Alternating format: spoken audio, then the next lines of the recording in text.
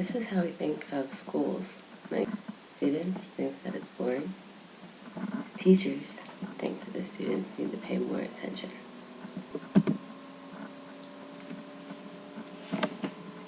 Change management. Change management is focused on helping individuals make their own transition, expect the change, and realize that the change is going to happen no matter what.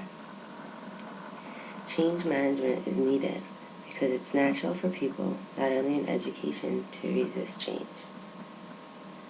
In order to stop this resistance, we need to figure out what makes them resist this change.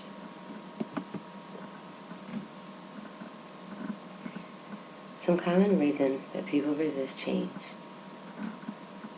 are uncertainty, not knowing the results of the change, loss of routine and habits that are familiar and comfortable with them, thinking that it's not actually going to change and is only temporary, that change implies that the former way they were doing things was wrong and they don't want to talk about it in front of their peers or staff, that change in one area can disrupt other projects or activities, that organizational change will increase the workloads, and that they won't be able to deal with the change.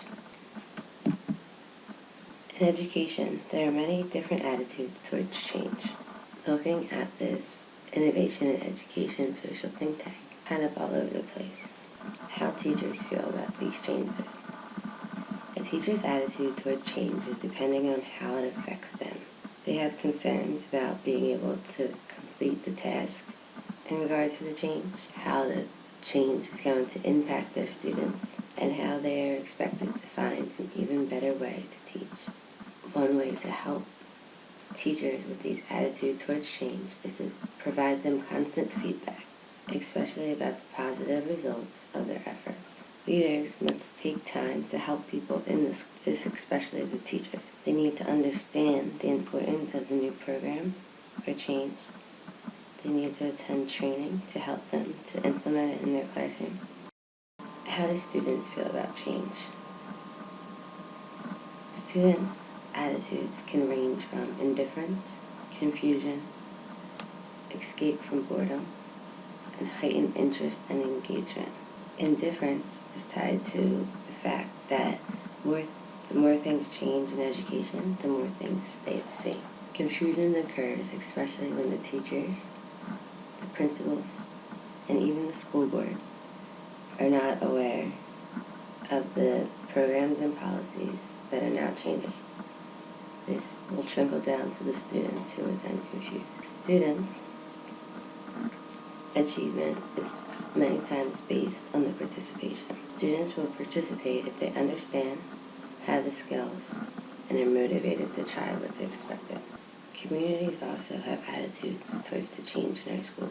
Schools are generally responsive to these community groups, so many times they have influence on the type of programs that will be introduced.